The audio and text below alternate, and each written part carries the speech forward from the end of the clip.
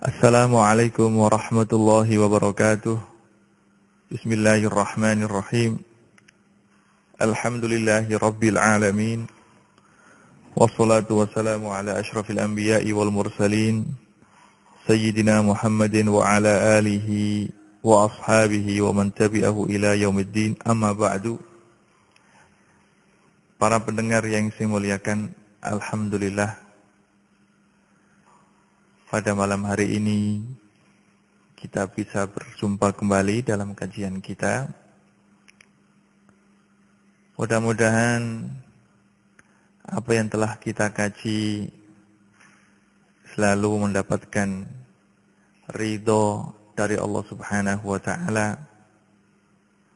Dan saya sangat bersyukur sekali kepada Allah Subhanahu wa ta'ala yang telah melimpahkan rahmat dan taufiknya sehingga saya bisa menyelesaikan kajian kitab takrib ini. Dan insya Allah kajian kitab takrib ini akan menjadi wirid atau akan menjadi kajian yang selalu kita kaji. Jadi kalau sudah khatam, maka insya Allah akan kita ulangi mulai awal lagi. Itu karena memang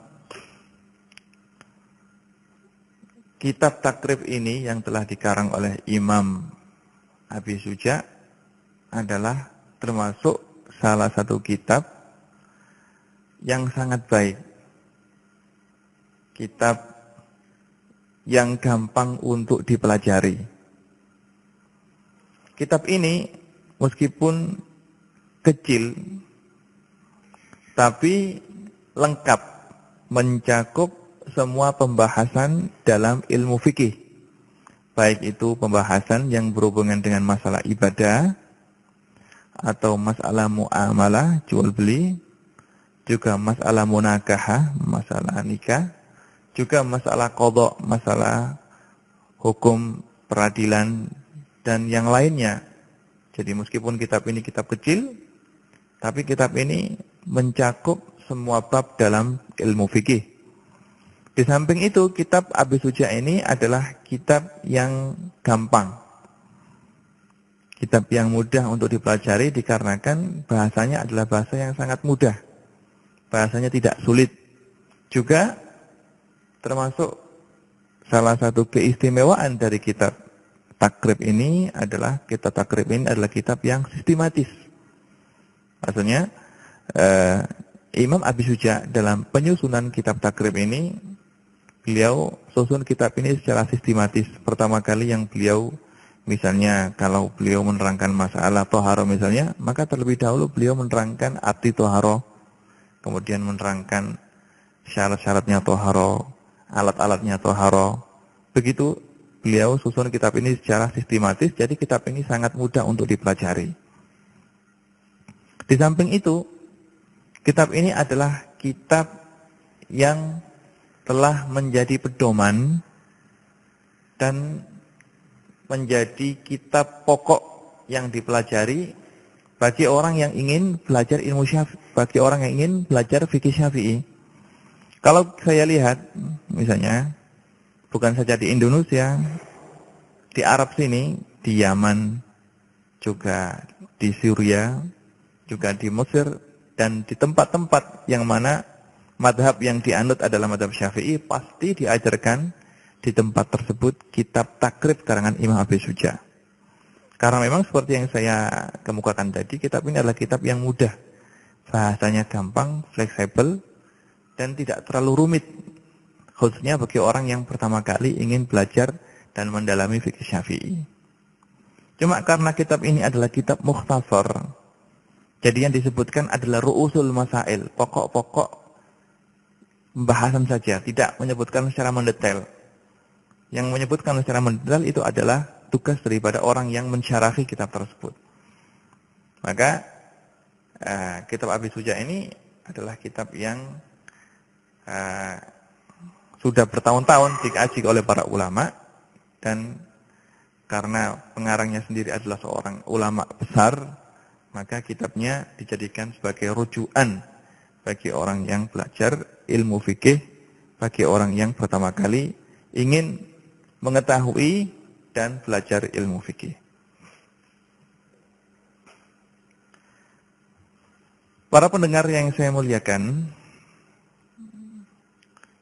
sebelum kita memulai kajian kita, sebelum kita membaca kitab takrib ini, marilah kita baca atau marilah kita buka pembacaan kita ini kali ini dengan bacaan Ummul Quran, dengan bacaan surat Al-Fatihah.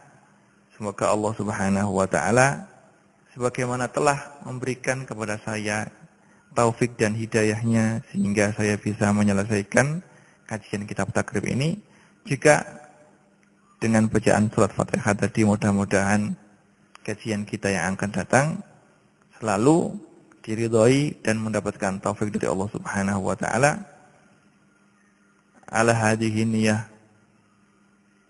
wa ila ma nawahu wa ala ma nawahu ulama'una wa salafuna wa ila hadratin nabiyil mustafa Rasulillah sallallahu alaihi wasallam. Al-Fatihah.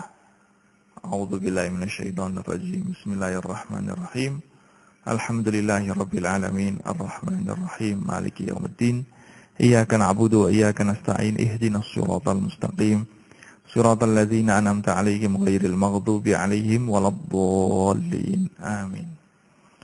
Bismillahirrahmanirrahim. Qala al-musannifu al-imam al-'allamah Ahmad bin Husain bin Ahmad al-Asfihani asy-Syafi'i rahimallahu ta'ala wa nafa'ana bi ulumi fid dharain. Amin. Bismillahirrahmanirrahim. Alhamdulillahi rabbil alamin wa sallallahu ala sayyidina Muhammadin an-nabiyyi wa alihi at-tahirin wa sahabatihi ajma'in. Qala al-qadhi Abi Syuja' Ahmad bin Husain bin Ahmad al-Asfihani rahimallahu ta'ala. Di sini Imam Abi Syuja' mengawali kitabnya dengan menyebut Bismillahirrahmanirrahim, juga dengan menyebut Alhamdulillahirabbil alamin, kemudian diteruskan dengan membaca sholawat kepada Rasulullah sallallahu alaihi wasallam. Ini semua adalah karena mengamalkan sabda Nabi Muhammad sallallahu alaihi wasallam, yaitu sebuah hadis yang masyhur yang diriwayatkan oleh Tirmidzi, juga diriwayatkan oleh Imam Abu Dawud dan yang lainnya, yang bunyinya kullu amrin dzibalin la yubda'u fihi bismillahirrahmanirrahim fahuwa abtar. Dalam satu riwayat yang lain fahuwa ajdam. Dalam riwayat yang lain fahuwa aqta. Yang artinya adalah setiap perkara yang diperhatikan oleh syara' yang tidak dimulai dengan menyebut nama Allah Subhanahu wa taala, dengan menyebut bismillah, maka perkara tersebut adalah abtar, ajdam au aqta.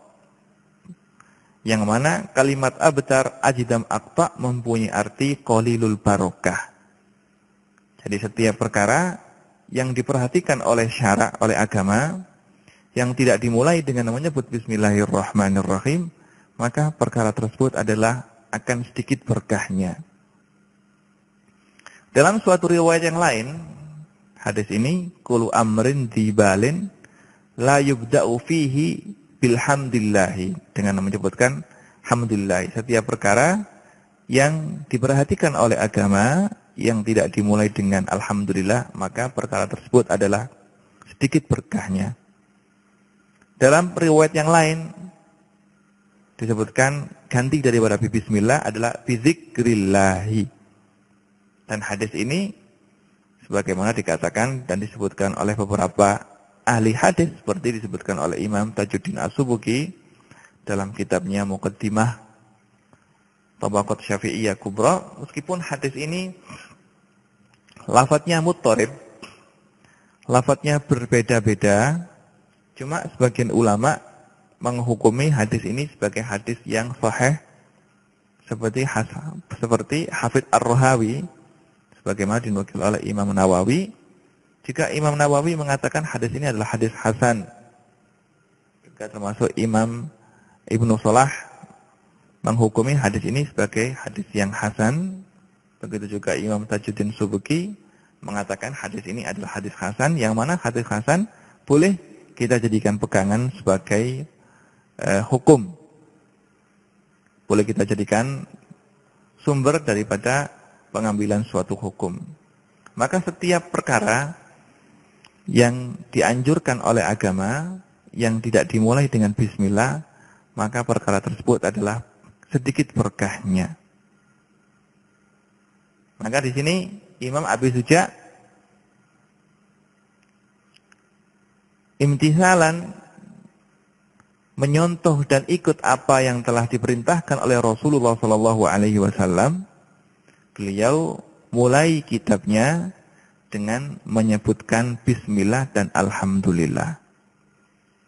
Kemudian setelah menyebutkan bismillah dan alhamdulillah, beliau bersalawat kepada Rasulullah SAW. Itu semua adalah agar kitab yang beliau tulis benar-benar mendapatkan berkah dan kitab yang manfaat, yang mana besoknya pahala daripada kitab tersebut akan selalu mengalir kepada beliau meskipun beliau dalam alam barzah. Seperti yang kita lihat pada zaman sekarang ini, kalau kita tengok dimanapun di sana ada mazhab Syafi'i, pasti diajarkan di tempat tersebut kitab takrib karangan Imam Abi Suja. Itu semuanya adalah karena keikhlasan Imam Abi Suja dalam menyusun atau mengarang kitab ini.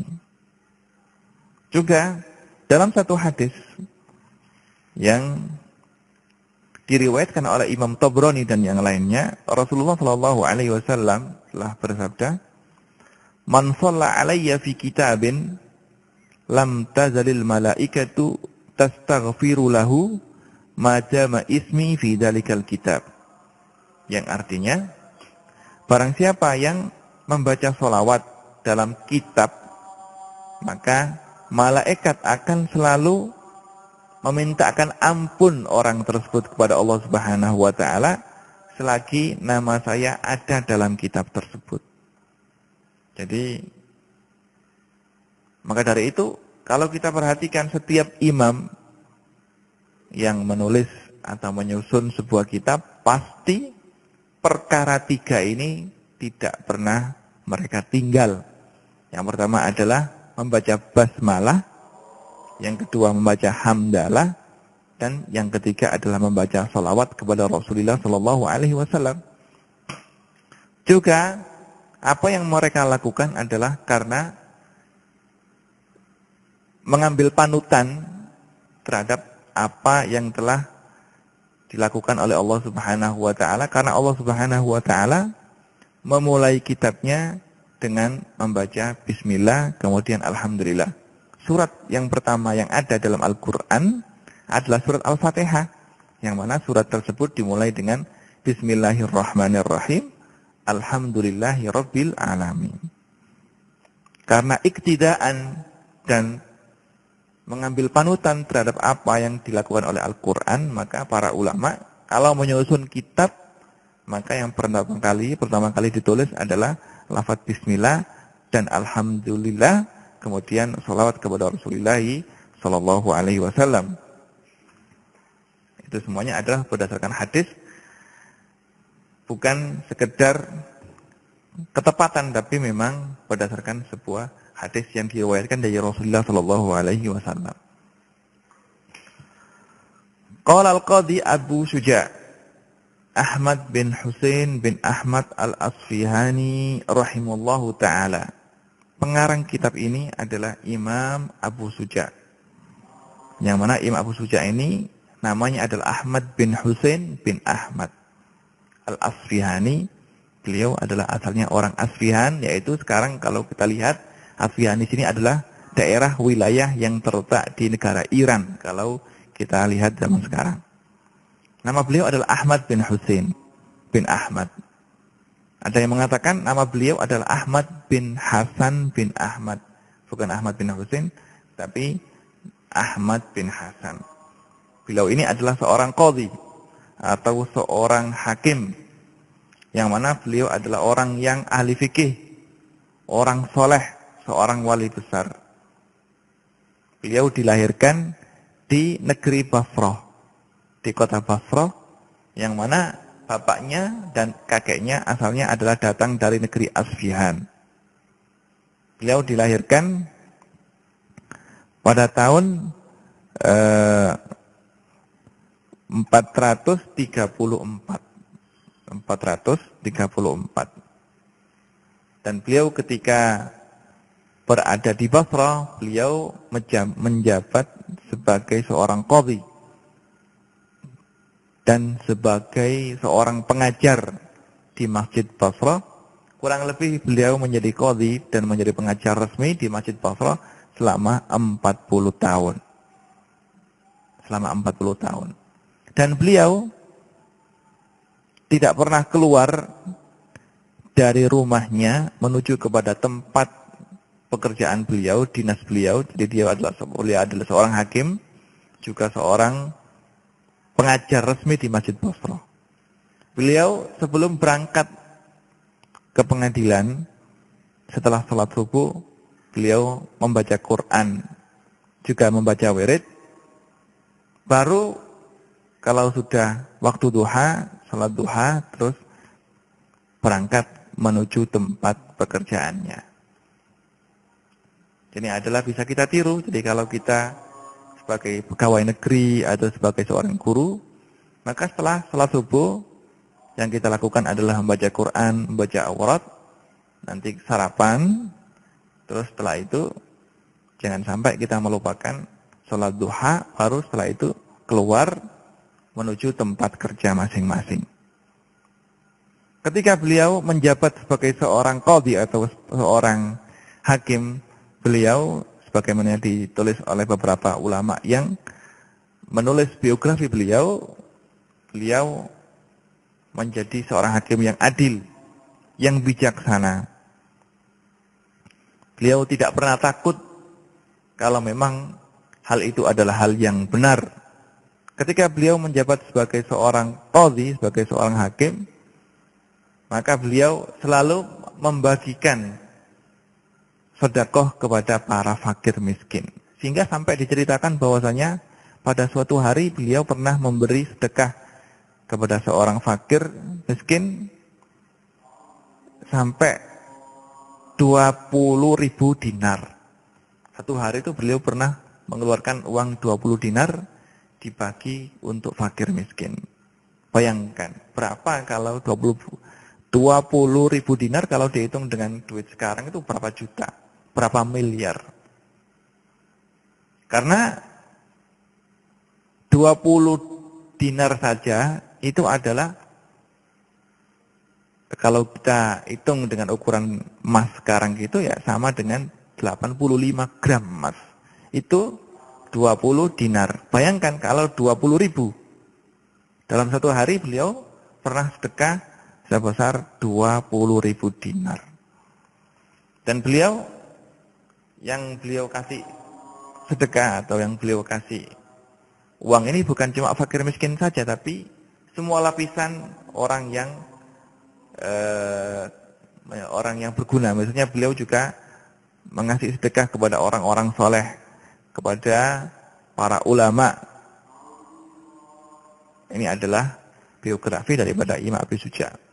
Setelah menjadi atau menjabat sebagai seorang qadhi, sebagai seorang hakim di Basrah, dan sebagai seorang pengajar resmi di Masjid Basrah, karena ketika pada waktu itu tempat belajar satu-satunya adalah masjid. Tidak ada dulu yang namanya perguruan tinggi, tidak ada. Ya perguruan tinggi itu ya masjid itu. Jadi masjid itu adalah tempat belajarnya orang Islam ketika zaman dulu. Mulai dari zamannya Rasulullah SAW, ketika Rasulullah ingin memberikan ajaran kepada para sahabat, beliau mengajari sahabatnya di masjid.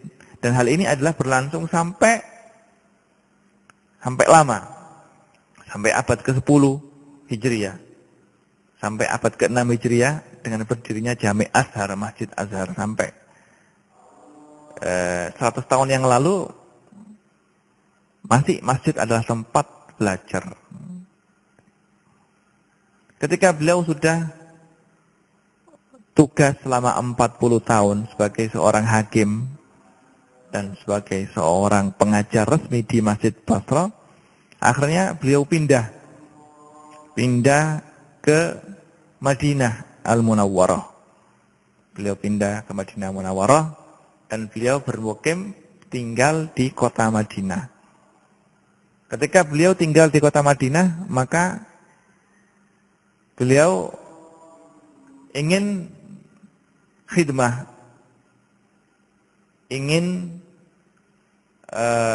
mengabdikan dirinya kepada Rasulullah Shallallahu Alaihi Wasallam. Akhirnya beliau datang ke Masjid Nabawi dan di sana beliau mendaftarkan diri sebagai orang yang nyapu dan membersihkan Masjid Nabawi sekaligus membersihkan makamnya Rasulullah Shallallahu Alaihi Wasallam. Jadi ketika beliau sampai di Madinah, maka beliau ingin mengabdikan diri kepada Rasulullah Shallallahu Alaihi Wasallam.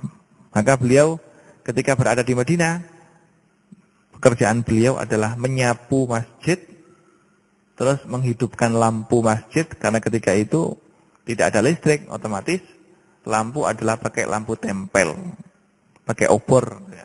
Maka beliaulah orang yang menghidupkan lampu-lampu ketika itu dan sekaligus menyapu lantai masjid dan membersihkan makam Rasulullah Shallallahu Alaihi Wasallam. Itu beliau lakukan sampai beliau meninggal. Ketika beliau meninggal, beliau dimakamkan di pintu Jibril. Jadi di sana dekat. Kalau kita ziarah kepada Rasulullah Shallallahu Alaihi Wasallam, setelah ziarah kita keluar dari pintu itu namanya pintu Jibril. Di situ dulu ada masjid. Jadi dekat pintu Jibril itu, di situ dulu ada masjid, yang mana beliau dikuburkan di tempat situ. Dekat dengan makamnya Rasulullah Shallallahu Alaihi Wasallam. Tapi sekarang tidak ada lagi, sudah digusur, sudah masuk ke dalam areal Masjid Nabawi. Dan kalau tidak salah makam beliau sekarang sudah dipindah, mungkin dipindah ke Baqi mungkin. Karena makam beliau dekat sekali dengan makamnya Rasulullah Shallallahu Alaihi Wasallam. Dan beliau adalah seorang tipe ulama yang ahli zuhud, orang yang tidak memikirkan dunia sama sekali, tidak memikirkan harta benda. Juga beliau adalah tipe ulama yang selalu mengamalkan ilmunya dan selalu menjauhi segala bentuk kemaksiatan. Ketika umur beliau sudah mencapai 100 tahun, mendekati 100 tahun, ketika itu seluruh anggota badan beliau termasuk gigi beliau utuh, tidak ada yang jatuh, tidak ada yang jatuh satupun dari gigi beliau. Ketika ditanya, maka beliau menjawab, saya mulai kecil telah menjaga anggota badan saya, termasuk gigi saya dan mulut saya, untuk tidak melakukan kemaksiatan kepada Allah Subhanahu wa Ta'ala. Karena saya menjaga anggota tubuh saya ini, maka Allah Subhanahu wa Ta'ala ketika saya sudah tua seperti ini telah menjaga anggota saya, maka anggota badan saya tidak pernah sakit dan gigi saya masih utuh seperti semula. Itu semua karena gigi ini tidak pernah saya gunakan untuk maksiat kepada Allah Subhanahu wa Ta'ala. Maka tidak heran lagi kalau kitab yang beliau tulis, yaitu kitab Takrib ini, menjadi kitab yang sangat populer, menjadi kitab yang menjadi rujukan oleh para ahli ilmu, oleh para santri dimanapun berada untuk belajar fikih Syafi'i. Karena berkah dan keikhlasan daripada pengarang kitab tersebut, sehingga kitab ini selalu menjadi rujukan. Karena dengan dijadikannya kitab ini menjadi rujukan, maka pahala daripada kitab ini selalu mengalir kepada muallifnya atau penulisnya, yaitu Imam Abu Suja. Karena Rasulullah Shallallahu Alaihi Wasallam seperti dalam hadis beliau telah bersabda, idza mata ibnu adama in qata'a amaluhu illa min salasin. Kalau seorang manusia itu meninggal, maka terputuslah segala amal perbuatannya. Dia tidak akan bisa mendapatkan pahala dari apa yang telah dia lakukan. Illa min salasin, kecuali dari 3 hal. Shadaqatin jariyah. Yang pertama adalah sedekah jariyah.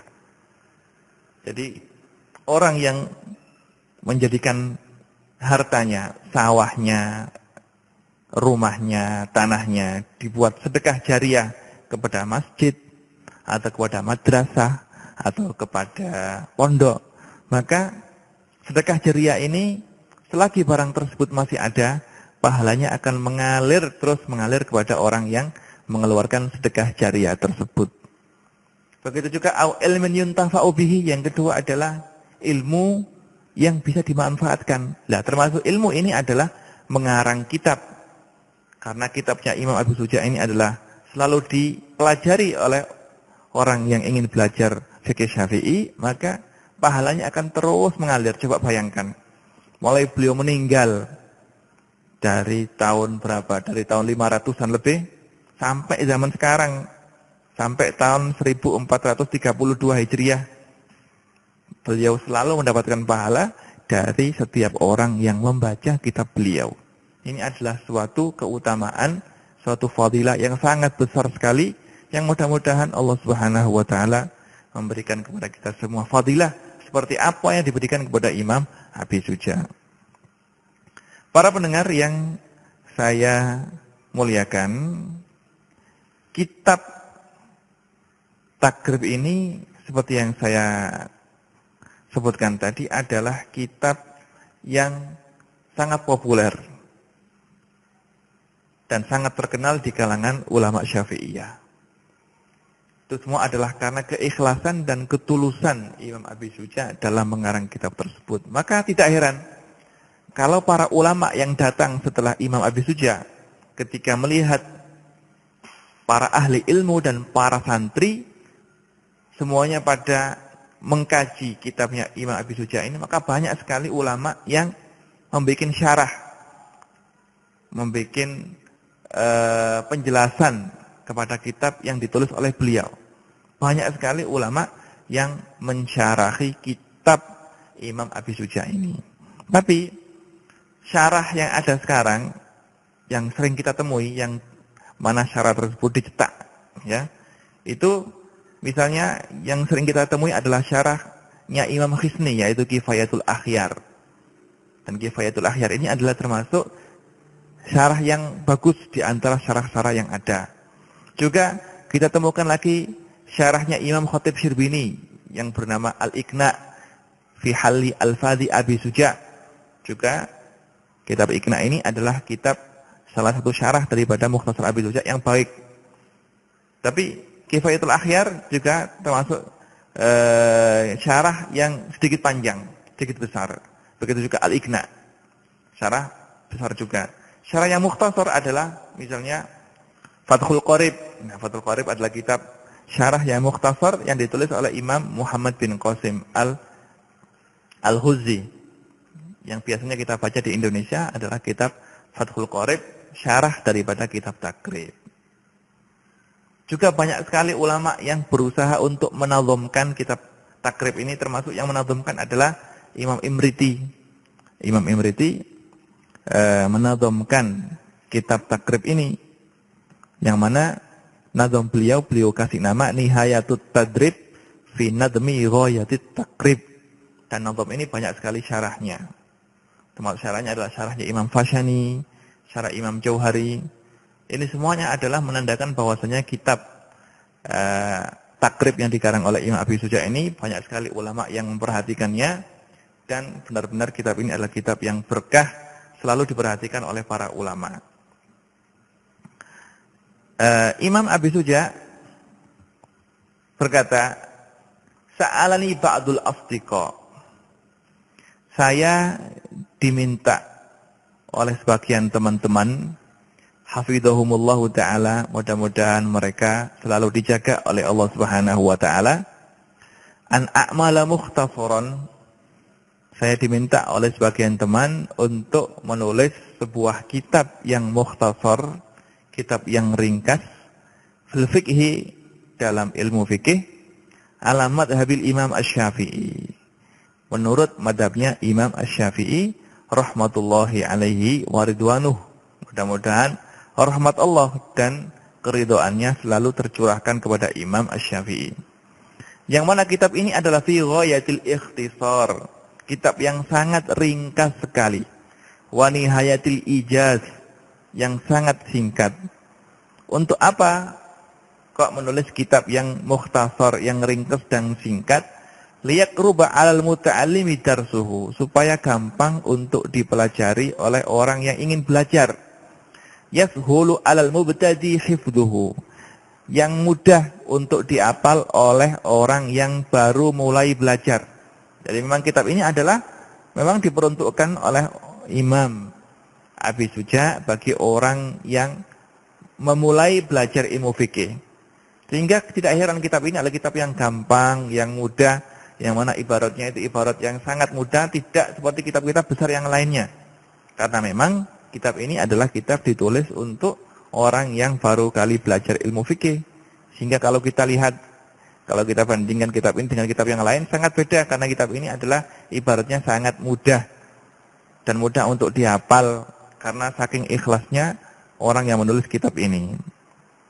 Wa an uksira fihi minat taqsimati wa hasril khisal. Dan saya memperbanyak dalam kitab ini pembagian-pembagian. Dari Imam Abi Suja di sini ketika menulis kitab ini beliau tulis dengan cara sangat sistematis sekali dan simpel. Sehingga kitab ini banyak sekali penggemarnya. Tidak ruwet. Jadi sangat simpel sekali sehingga gampang untuk difaham. Semuanya itu adalah fa'ajabtuhu, maka saya bersedia untuk memenuhi permintaan sebagian teman-teman tadi. Thaliban lisawab, semuanya adalah untuk mudah-mudahan mencari pahala dari Allah Subhanahu wa taala, raghiban illahi taala fit taufiq was shawab lisawab, dan minta kepada Allah Subhanahu wa taala untuk selalu mencurahkan taufiknya kepada saya agar saya bisa menyusun kitab ini dengan benar. Innahu ala ma yasha'u qadir wa bi ibadihi latifun khabir. Sesungguhnya Allah Subhanahu wa taala adalah zat yang maha kuasa atas segala sesuatu, dan Allah Subhanahu wa taala adalah zat yang belas asih dan zat yang mengetahui atas segala sesuatu yang dilakukan oleh hamba-hambanya. Ini adalah muqaddimah atau pembukaan dari kitab Taqrib karangan Imam Abi Suja. Imam Abi Suja dalam muqaddimah ini beliau menyebutkan bahwasanya beliau mengarang kitab ini karena permintaan dari sebagian teman beliau untuk nulis kitab dalam fikih Syafi'i. Yang perlu kita ketahui apa sih yang dimaksud dengan fikih itu? Jadi sebelum kita melanjutkan kajian kita mengenai pembahasan ibadah, muamalah, munakahah, maka terlebih dahulu kita juga harus patut kita untuk mengetahui apa sih yang dinamakan fikih itu. Ilmu fikih atau fikih itu adalah, kalau kita tinjau dari segi bahasa, fikih itu mempunyai arti al-fahmu, faham. Faqiha yafqahu, menurut bahasa artinya adalah fahima yafhamu. Menurut arti istilah, fikih adalah sebagaimana disebutkan oleh Al-Habib Ahmad bin Umar Asy-Syatiri dalam Yaqut Nafis, beliau menyebutkan al-fiqhu al-ilmu bil ahkam asy-syar'iyyah al-amaliyah al-muktasab min adillatiha at-tafsiliyah. Yang artinya fikih adalah ilmu tentang hukum-hukum syara' yang berhubungan dengan pengamalan, cara-cara untuk ibadah, untuk muamalah, untuk munakahah dan yang lainnya, yang mana ilmu ini adalah muktasab, diambil min adillatiha at-tafsiliyah, dari dalil-dalilnya yang terperinci. Dan dalil-dalil yang kita jadikan sebagai sumber untuk mengambil ilmu fikih ini adalah sudah jelas dalam mazhabnya Imam Syafi'i, Dalil-dalil pengambilan hukum itu ada 4, yaitu Al-Quran, Al-Hadis, Al-Ijma', dan Al-Qiyas. Adapun pokok pembahasan daripada ilmu fikih ini adalah af'alul mukallafin. Adalah pekerjaan setiap orang yang mukallaf. Orang yang sudah baligh dan berakal. Jadi setiap sesuatu yang dikerjakan oleh orang mukallaf pasti ada hukumnya. Kalau tidak wajib, ya sunnah. Kalau tidak sunnah, ya mubah. Kalau tidak mubah, ya makruh. Kalau tidak makruh, ya haram. Jadi segala sesuatu yang kita kerjakan di dunia ini mempunyai hukum, ada hukumnya. Kalau tidak wajib, ya sunnah. Kalau tidak sunnah, ya mubah. Kalau tidak mubah, ya makruh. Kalau tidak makruh, ya haram. Maka karena apa yang telah dilakukan oleh manusia itu sangat banyak sekali, otomatis di sana banyak sekali hukum yang ada. Kebutuhan kita untuk ilmu fikih adalah kebutuhan yang sangat mendasar sekali. Apalagi untuk zaman sekarang ini, di mana banyak hal-hal baru yang tidak kita temukan pada zaman dahulu, sehingga memerlukan pemecahannya, memerlukan pemecahan untuk mengetahui apa hukum hal-hal baru yang terjadi pada zaman sekarang. Kan secara otomatis ulama dulu menelurkan sebuah hukum menurut zaman mereka, menurut zaman dan situasi yang mereka hidup pada zaman tersebut.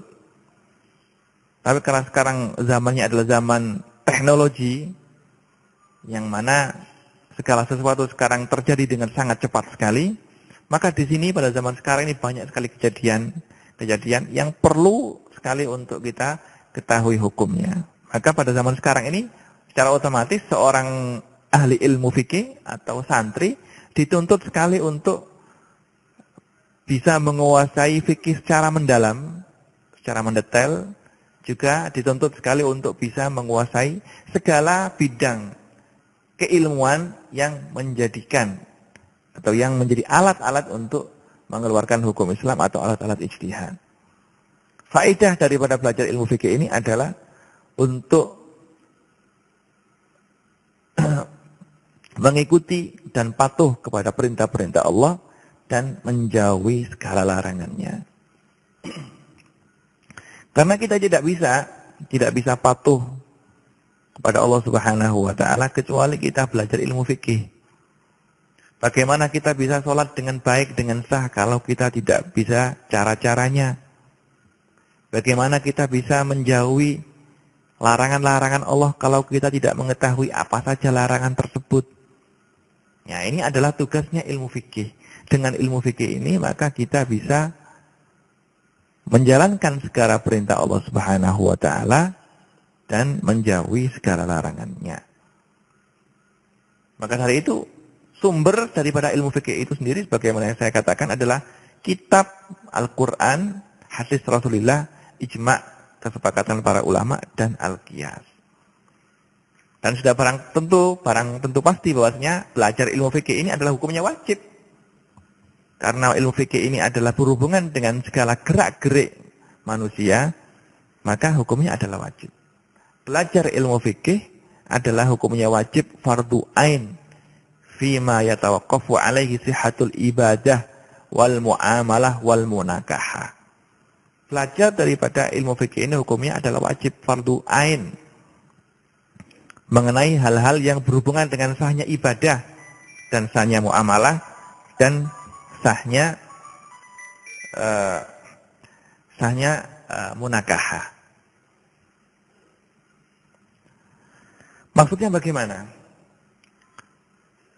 Jadi agar sholat kita ini sah, maka secara otomatis kita harus mengetahui rukun-rukun sholat dan segala sesuatu yang membatalkan sholat. Kita harus mengetahui syarat-syaratnya sholat. Kalau kita ingin sholat kita sah, bagaimana kita tahu bahwasanya sholat kita sah kalau kita sendiri tidak bisa mengetahui apa itu syaratnya sholat, apa itu rukunnya sholat, apa itu hal yang membatalkan sholat. Jangan-jangan kita telah melakukan sesuatu yang membatalkan sholat, sedangkan kita sendiri tidak mengetahui hal tersebut. Maka ini adalah tidak diperbolehkan. Maka saya katakan belajar ilmu fikih ini hukumnya adalah wajib. Belajar ilmu fikih adalah hukumnya wajib. Dan orang yang menjalankan bentuk ibadah tanpa didasari oleh pengetahuan ilmu fikih, maka ibadahnya tidak sah. Tidak sah. Maka dari itu kalau kita lihat misalnya, dan ini adalah telah menjadi kesepakatan para ulama. Imam Ibnu Ruslan berkata dalam Zubat, beliau mengatakan, wa kullu man bi ghairi ilmin ya'malu a'maluhu mardudatun la tuqbalu. Setiap orang yang melakukan ibadah tanpa didasari oleh keilmuan fikih, maka ibadahnya dan amalnya tadi mardudah, tidak diterima. Karena apa? Karena tidak sah. Bagaimana dia sholat? Bagaimana tahu dia bahwasanya sholatnya sah kalau dia tidak mengetahui syarat rukunnya? Maka dari itu para ulama mengatakan, kalau kita mempunyai seorang anak, kemudian anak tersebut baligh. Misalnya kita mempunyai anak pada hari ini genap umur 15 tahun. Karena umur baligh ada 15 tahun. Maka kalau balighnya itu pada jam 10 pagi tadi, maka anak tersebut ketika masuk waktu zuhur, maka anak tersebut harus mengetahui cara-cara wudhu. Karena dia baligh, maka dia wajib untuk melaksanakan sholat. Dan sholat tidak sah kecuali dengan wudhu. Maka kalau dia baligh jam 10 pada hari ini, maka kalau ketika ada azan zuhur, maka dia wajib untuk belajar cara-cara wudhu. Kalau sudah tahu cara-cara wudhu dan segala sesuatu yang membatalkan wudhu, baru dia wajib untuk belajar cara-cara sholat. Begitu seterusnya. Nanti kalau datang bulan Ramadan, maka dia harus belajar cara-cara puasa. Nanti kalau dia ingin haji, maka dia harus belajar cara-cara haji.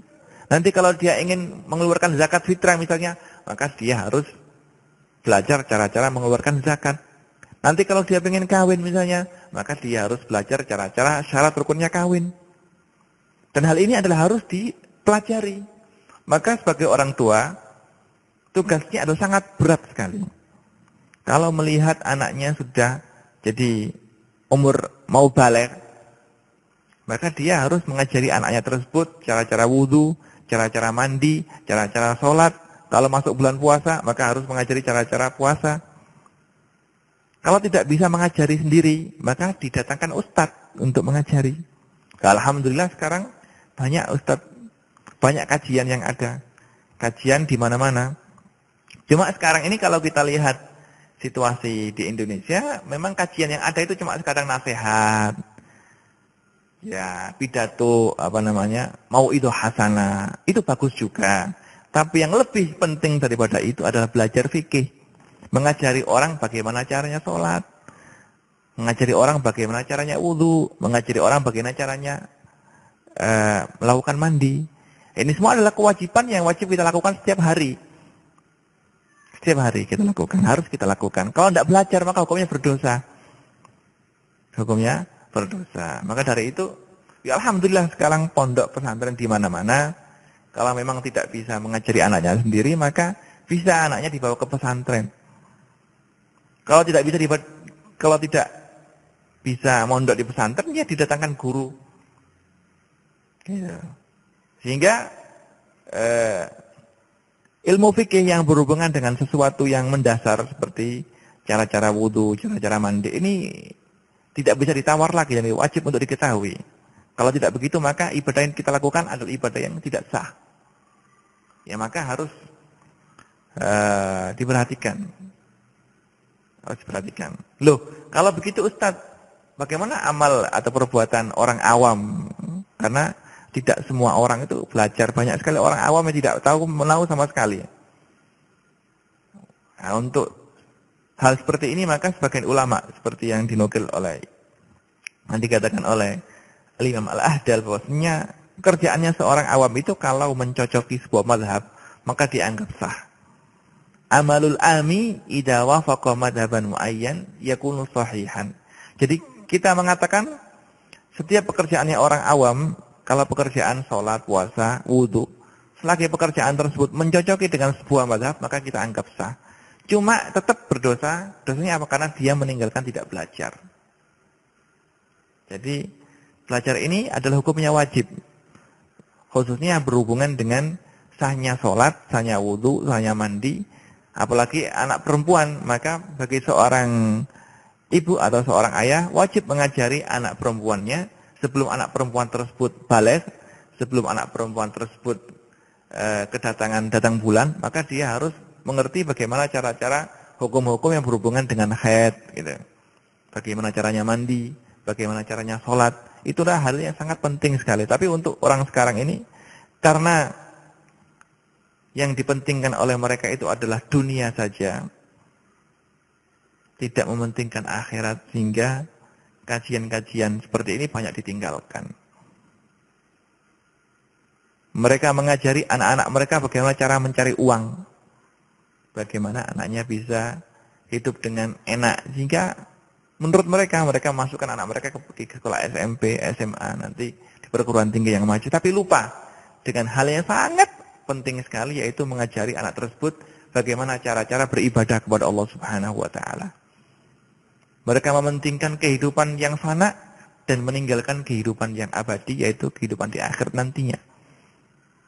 Yang mana sebagaimana sabda Rasulullah SAW, bahwasanya kita hidup di dunia ini sebagai ka'annahu abirus sabil. Seperti kita itu lewat begitu saja. Dunia ini adalah tempat untuk kita lewat begitu saja. Tujuan kita yang pasti dan yang hakiki adalah akhirat.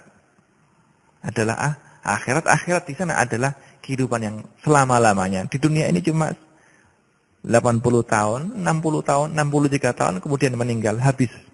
Tapi kehidupan di akhirat adalah kehidupan yang selama-lamanya. Di sana hanya ada surga dan neraka. Kalau tidak masuk surga, ya masuk neraka. Na'udzubillah min dzalik. Kiranya cukup sekian kajian yang bisa kita kaji pada malam hari ini. Mudah-mudahan Allah Subhanahu wa taala selalu melimpahkan taufik dan hidayahnya kepada kita, sehingga kita bisa meneruskan dan membaca kitab takrib ini untuk masa-masa mendatang. Nas'alullah Subhanahu wa taala ayyarzuqana ilman nafi'a wa yarzuqana amalan maqbula wa yarzuqana qalban khashi'a wa yarzuqana husnal khatimah wa yaj'ala ilmana hujjatan lana la hujjatan alaina wa sallallahu ala sayyidina Muhammadin wa ala alihi wa sahbihi wa sallam. Subhana rabbika rabbil izzati amma yasifun wa salamun alal mursalin walhamdulillahi rabbil alamin. Wassalamualaikum warahmatullahi wabarakatuh.